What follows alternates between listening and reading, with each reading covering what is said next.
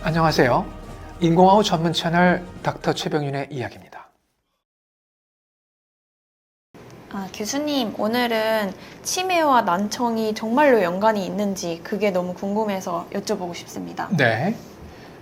그 난청이 오래되면은 인지 장애, 그 다음에 치매 확률을 매우 유의하게 높이는 것이 사실입니다. 매우 잘 입증된 그런 현상입니다.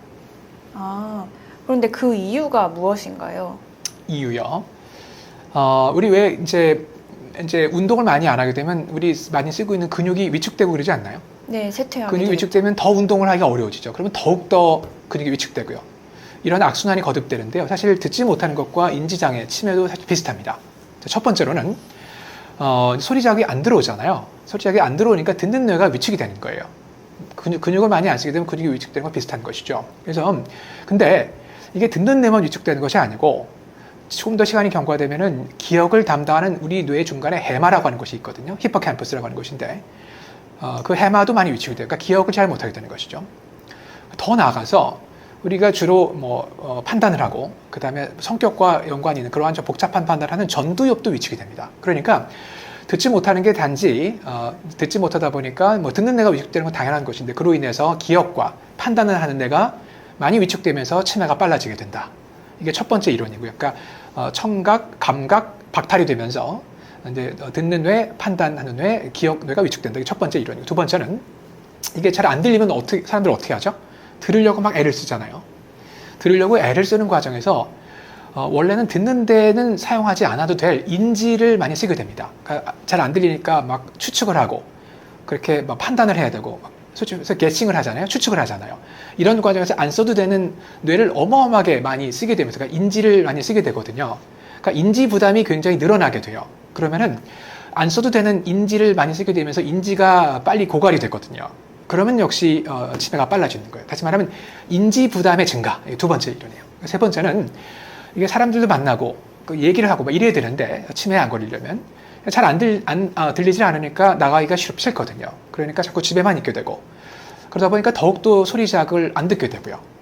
그러니까 더 나가기 싫어지고 이런 악순환이 거듭되면서 결국 사회적 격리가 되고 우울증에 빠지게 됩니다. 이것이 또 직접적으로 치매를 유발시킨 것으로 알려져 있어요. 그러니까 세 가지 기전이죠. 청각, 감각, 박탈 첫 번째, 두 번째는 인지 부담이 너무 증가되는 것, 세 번째는 사회적 격리와 우울증. 이 세 가지 기전에 의해서 난청이 인지 장애와 혹은 치매와 연관이 되어 있다라고 말씀드릴 수 있을 것 같아요. 그렇군요. 그러면 난청이 있으면 어느 정도로 치매 확률이 높아지게 되는 건가요? 제가 그 말씀을 드리지 않았군요.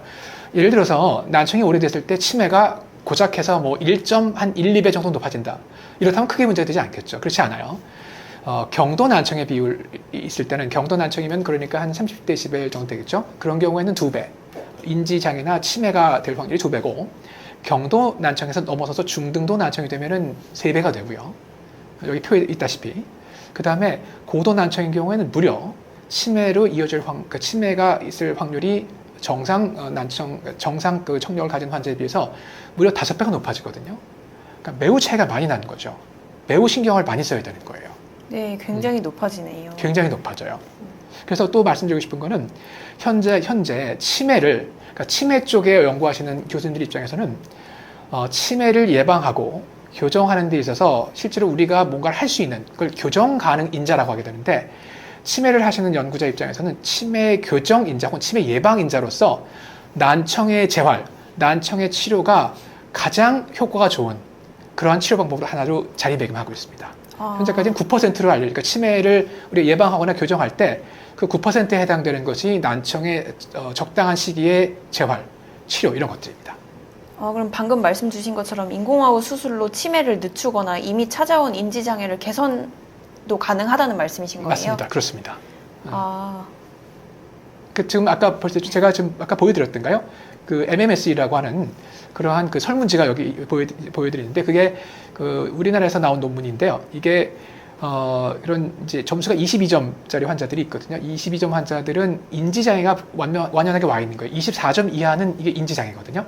근데 수술을 하고 1년째 됐을 때 MMS 결과를, 이게 인공화학 수술이거든요. 점수를 보면 이게 어떻게 돼 있나요? 지금 25.5까지 올라갔거든요. 그러니까 24점이 넘게 되면 거의 정상 수준이니까 진단 자체가 달라지는 거예요. 인지장애였다가 정상이 된 거죠. 그만큼 적기에 인공화학 수술을 시행해서 청각 제어를 한다는 것이 얼마나 인지장애의 진행을 막고 치매를 예방하는 데 큰 도움이 되는지를 이 표를 보면 알 수 있을 것 같습니다.